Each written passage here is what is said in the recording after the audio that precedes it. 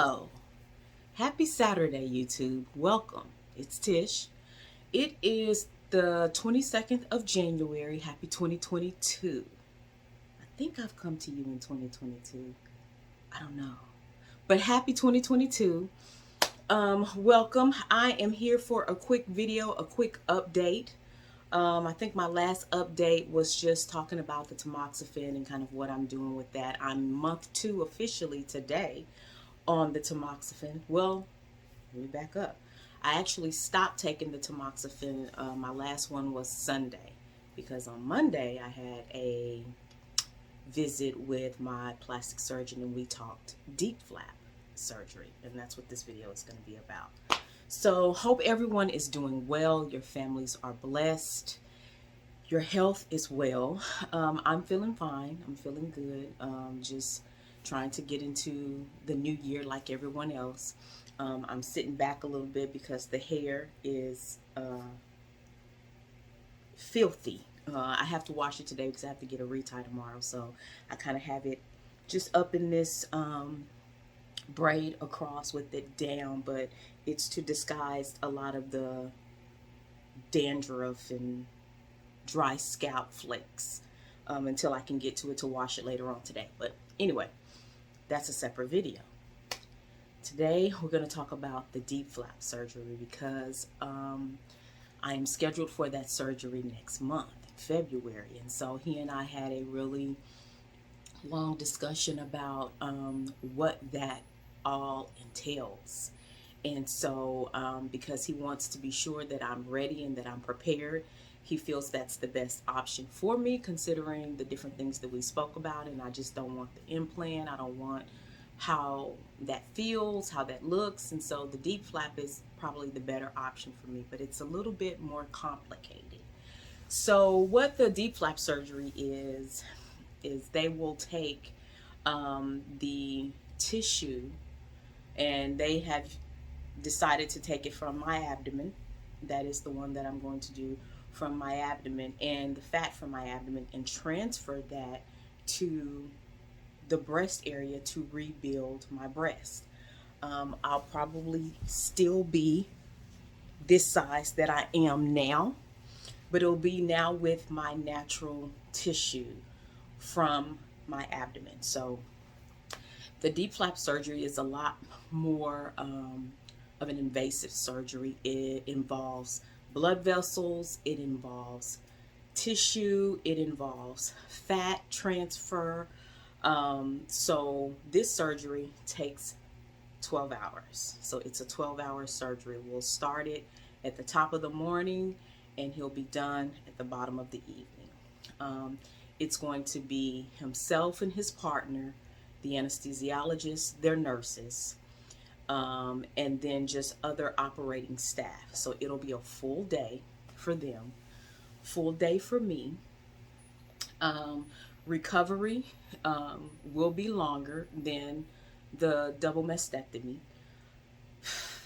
As you know, I took off work when I had my double mastectomy in October for about a week. And then I was back at work. I work from home, but I was back from work within that week. Trying to take things easy, but I was back at work. This time, I will take at least a month off, 4 weeks off, and then I'll use the last 2 weeks to try to, I'll probably go back into work, back taking meetings, more so on just kind of checking in and seeing how things are going before I go full throttle after 6 weeks. So that's the plan. So I've been busy at work just trying to tie things up because these weeks are flying by. But the Diep Flap will involve a hospital stay that's longer. We talked 5 days, with 2 of those days being in ICU because they really have to be mindful about monitoring those new blood vessels that will be connected from the lower abdomen up to where now they'll be moved up to the breast area. And so there's a closer monitoring that is necessary. And so I'll be in the hospital for 5 days. And then hopefully, if all goes well, there's no tissue failure, blood vessel failure, skin failure, I can go home. And those are some of the complications that can come from having the Diep Flap surgery. So, it's scary. It's scary. I'm not even going to lie to you. Um, just thinking about the complications, and I asked them, I said, how many people have you had to have severe complications? Heart attack while in surgery, stroke while in surgery, blood clots forming while in surgery, you know, and he was like, none. And I don't want you to be the first. That's why I had you do an echocardiogram. I had you do an EKG. We did the CT scan of the pelvic and abdomen area to make sure there was good blood flow. There were no blocked vessels. There were no blocked arteries. You had good function going in that area, and tests showed that you did. You have good heartbeat. Your heart chambers are strong, so we have all the faith in the world that this surgery is going to go well. I know it sounds like a long time, and it is, but my partner and I, we've done this. It's been successful. You're going to be okay. You're strong. You're healthy for the most part. So no worries. So because the surgery is next month and the tamoxifen, I stopped taking the tamoxifen on Sunday because they want you to stop it leading up to the surgery as to not cause any type of blood clotting. So I have stopped the tamoxifen. I won't start it back until a few weeks after the surgery to make sure that my blood stays thin, there's no clotting, there's no issues there. So that's why I've stopped the tamoxifen. Has that decreased my headaches and my hot flashes? No. I guess because it's now kind of in my system since I've been taking it for 2 months. But I don't have, I've been managing them. I've been managing the hot flashes. I take black cohosh. I take a couple of drops of that a week. And then for my headaches, I have almonds. I eat almonds. I have peppermint oils for scent. So when I feel then I just kind of run my diffuser with the peppermint oil. What I do see is I'm a lot sluggish in the mornings. And that's even being on the tamoxifen. And I don't know if that's a combination of the tamoxifen and the cold weather, or it's the cold weather. But I used to be able to get up in the mornings, boom, go, hit it. And here lately, I've gotten up, I take Nick to school, and then I get back in the bed until it's time for 8 o'clock. And I'm typically go. And it's been hard lately. So I've been just trying to monitor that. I think it may just be because it's cold and my body is just still trying to get used to it, but I don't know. So the Diep Flap surgery. So what we do, what he explained is we'll take one side, because they are doing both breast. They're going to take this abdomen area and they'll do a cut along the bikini line, and it'll go all the way from one side of my waist to the other side of my waist, and it'll be one above the belly button. And they'll take the blood vessels from one side of my abdomen to the opposite side of the chest. And they just found that the blood vessels going in that direction, switching in that direction works best, as opposed to just taking the ones from here, putting them up here, taking the ones from there, putting them up there. It's going to go in opposite directions. I'll have the good old drains again for the breast area and 2 additional for the abdomen area.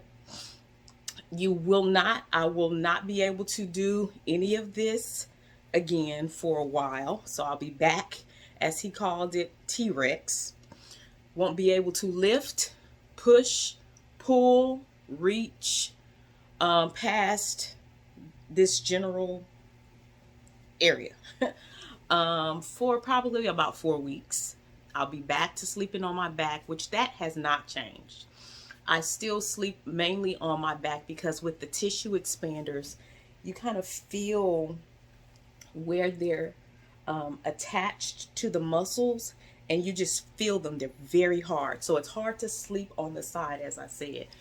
So I still sleep on my back. I just sleep on my body pillow, and that keeps me kind of situated to where if I do kind of move to the side, it's not such a crushing hard feeling. But I'll be back on my back. I'll be back needing to have my legs kind of elevated. So just back to kind of to how I was when I was recovering from the double mastectomy. So nothing, no lifting at all, no pulling anything at all. He was like, that nice little purse you like to carry, that backpack, it's too heavy. So, so yeah, so I'll be back adjusting to some things that I've gotten out of having to think about again. But again, I'm just a little anxious, a little nervous, a little fearful. No, not a little, a lot of fearful about just the length of the surgery, because that's just a long time to be out under anesthesia. And I was like, I just want to wake up.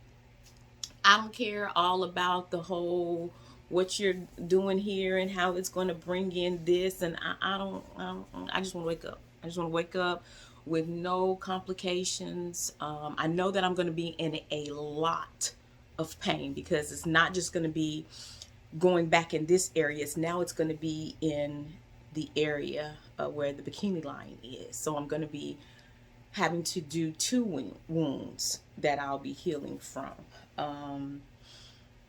Since I had a cesarean, that's the area that they'll go back into, and I kind of know how that feels in that area. So I'm somewhat prepared for that pain, but just to have both at the same time, I don't have any feelings still yet under this arm, which is the cancer side, which is where the lymph nodes were removed. I still have no feeling under my arm.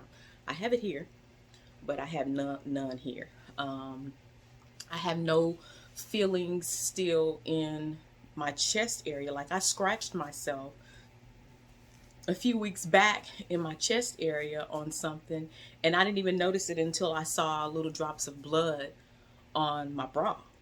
And I was like, I scratched myself. How did I do that? And I didn't even feel it. But what he did say is that they are going to try and run some nerves through that area too, to kind of bring back some of the just feeling, to start to feel like a breast. And I was like, well, you don't have to try anything, that is not really tried and true. You don't have to experiment. I don't need any feeling. I'm good. But he said it's gonna be fine. It's a technique that they've done, and they found that it helps to bring some of the normalcy back to your life, to have that feeling. He was like, you can't go 40 something years with no feeling and not feel the difference and not feel the change, which I get what he's saying, but you don't have to do anything new and experimental. I'm good. I'm good with just the regular Diep Flap, but we'll see. So, that's where I am. That's where I am. I'll be preparing for that, preparing my household, preparing Nick. He and I had a conversation the other night just about mom having to go to the hospital, and I'll be there for a number of days, and just his questions that he had, and he just wanted to know if he could come see me and if I was going to be okay. So we just kind of talked about that, and right now I'm in a good place. Again, I'll be lying to you if I didn't say I was scared, because I am. But God has brought me this far, so I feel like I'll be okay.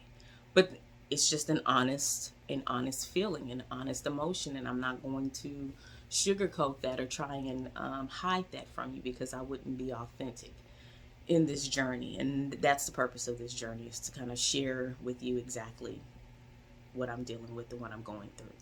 So this is just going to be a quick video. I will probably update you more as we get closer, because I do have a pre-op visit. I have to take a COVID test. So that's why I'm staying out of these streets, because y'all are going all the way crazy out here with no mask on and blowing your breath and coughing and hacking at everybody. No. So I have to make sure that I'm COVID free. I have to go through pre-op of giving blood. I have to make sure I have my will, a copy of my will to them, a copy of my medical power of attorney to them, which I have all of those documents and paperwork in order. So I need to make a copy of that, get it to the hospital. Like, they're not playing. And so I think those types of things is what makes me so nervous about this whole thing, but I know it'll be okay. But anyway, next video will be about hair, because like I said, I am going to go get it retied tomorrow. This is just a quick little style to kind of take me through Saturday. Have a couple of errands to run, but for the most part, I'm going to be in the house today. I have some kind of work stuff or work related stuff that I need to do.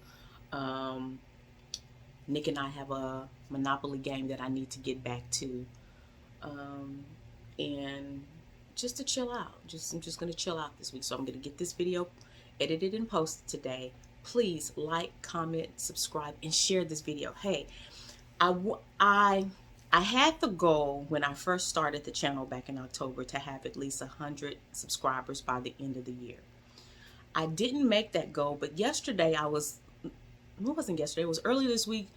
I was looking and I'm like at 92 subscribers. And I'm like, okay, I'm 8 people away. So please share this video, become a subscriber, comment. I look forward to the conversations with everyone. I'm really trying to grow my channel. I'm trying to grow my content. So if you can just become a subscriber. If you are watching this video and you find me slightly interesting, subscribe. Get to know me, get to know my content. I look forward to talking to each one of you. Have a blessed day. Awesome 2022. We're going to make this a great year despite of. And I will talk to everyone later. And we're trying to get to 100 subscribers. By my next video, I hope I am at least 100 subscribers. Talk to you later. Bye.